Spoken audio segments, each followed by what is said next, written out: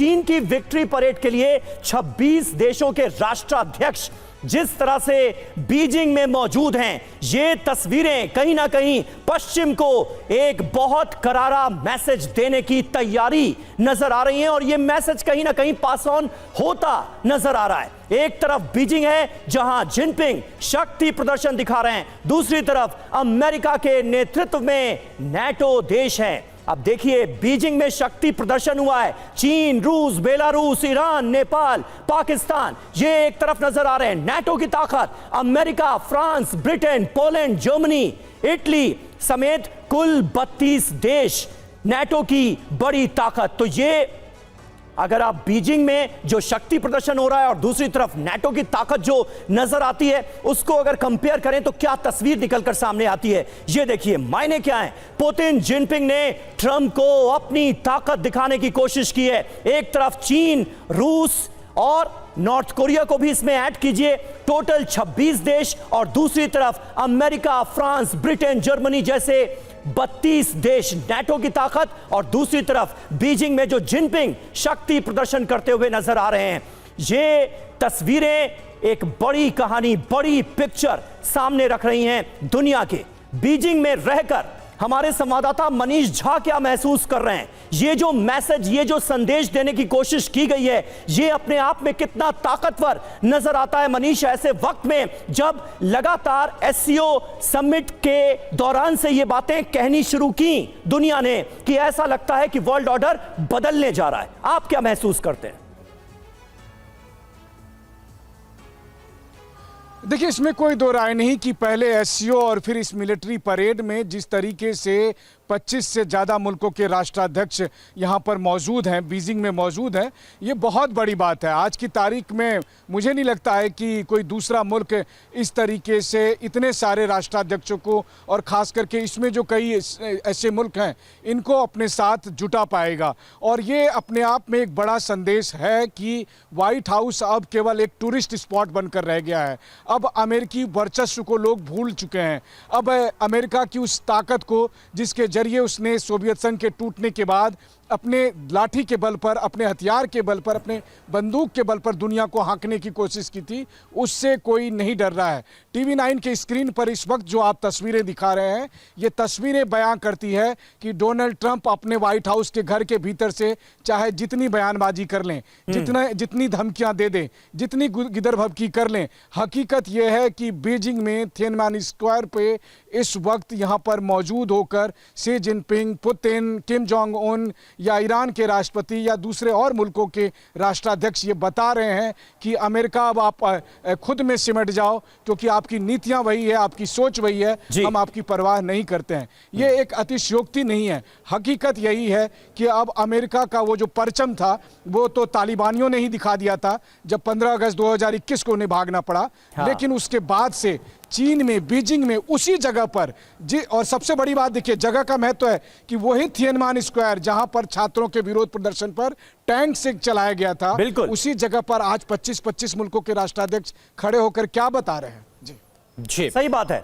और करुणा, यहां पर हमें यह बिल्कुल ध्यान देने वाली बात है कि मौजूदा जो वर्ल्ड ऑर्डर है उसमें शीर्ष पर अमेरिका नजर आता है, लेकिन जिस तरह से टैरिफ थ्रेट दुनिया के सामने आई है, कहीं ना कहीं दुनिया की तरफ से पश्चिमी देशों को, अमेरिका को यह बताने की कोशिश सीधे तौर पर नजर आती है कि एकाधिकार की पॉलिसी जो अमेरिका की है वो अब चलेगी नहीं। बिल्कुल, और इसी पर मैं एक सवाल करना चाहूंगा यूएस राठौर सर कि क्या आपको लगता है कि अभी भी डोनाल्ड ट्रंप के पास वक्त है कि जो उनकी तरफ से किया जा रहा है उसको वो वापस ले सकते हैं, उस पर एक बार फिर से रीथिंकिंग कर सकते हैं? अमेरिका की जो अपील कोर्ट है उससे झटका मिल चुका है, वो सुप्रीम कोर्ट जाने की बात कर रहे हैं, और अभी भी इसके बाद भी वो लगातार भारत के खिलाफ बोल रहे हैं कि भारत ने हम पर पहले से बहुत ज्यादा टैरिफ लगा रखा है, इसलिए हम ऐसा कर रहे हैं। जी हाँ करुणा, यहाँ पर आप ये देखिए कि ट्रंप की 2 पॉलिसीज जो हैं वो फेल होती हुई दिख रही हैं। सैंक्शंस, ईरान पर अमेरिका ने सैंक्शंस लगाए, रूस पे लगाए, नॉर्थ कोरिया पे लगाए, चीन पे लगाए, और ये एक जगह पोलराइज हो गए। टैरिफ एक बहुत बड़ा पोलराइजेशन का फैक्टर बन के उभरा है इस विक्ट्री परेड में या एससीओ में।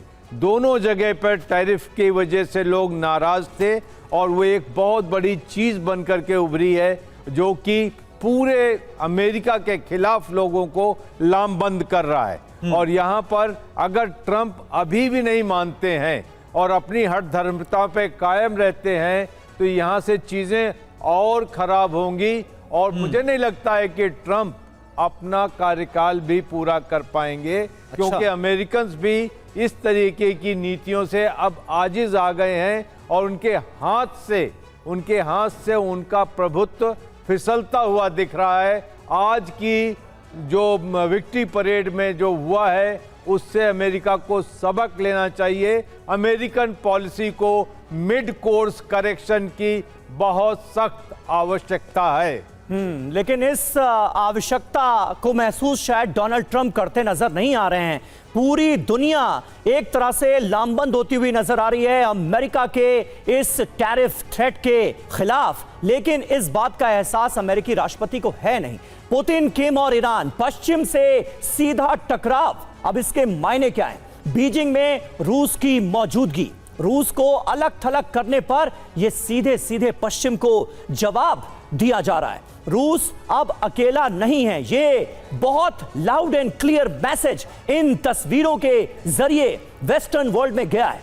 चीन उसका बड़ा इकोनॉमिक और स्ट्रैटेजिक पार्टनर है, ये सीधे तौर पर बताया गया है। अब इसके आप मायने समझिए। मायने क्या है? चीन के विक्ट्री जश्न में खेम का होना। देखिए, चीन रूस के साथ उसकी दोस्ती काफी ज्यादा मजबूत है, यह साफ दिखाने और दर्शाने की कोशिश। नंबर 2, अमेरिका और उसके दोस्तों को चिंता अब करनी चाहिए, क्योंकि यह जो गठजोड़ नजर आ रहा है, यह जो एलाय नजर आ रहा है, यह भी अपने आप में बहुत पावरफुल है। नंबर 3, चीन रूस सच्चे दोस्त हैं। पश्चिम की अब कोई जरूरत नहीं, भले ही चाहे कितने सैंक्शन या प्रतिबंध लगा ले, वो अपने मैटर सुलझा सकते हैं आपस में। जी हां, और शी के शक्ति प्रदर्शन के मायने क्या हैं ऐसे वक्त में जब इसमें ईरान भी नजर आता है। इजराइल और अमेरिका को इसके जरिए कड़ा संदेश दिया गया है। चीन के साथ साझेदारी बड़ी ताकत है और इसका एहसास कराया गया है। ईरान अब अकेला नहीं है, चीन और रूस जैसे ताकतवर मुल्क उसके साथ हैं। कहीं ना कहीं ये बड़े मैसेजेस, ये बड़े संदेश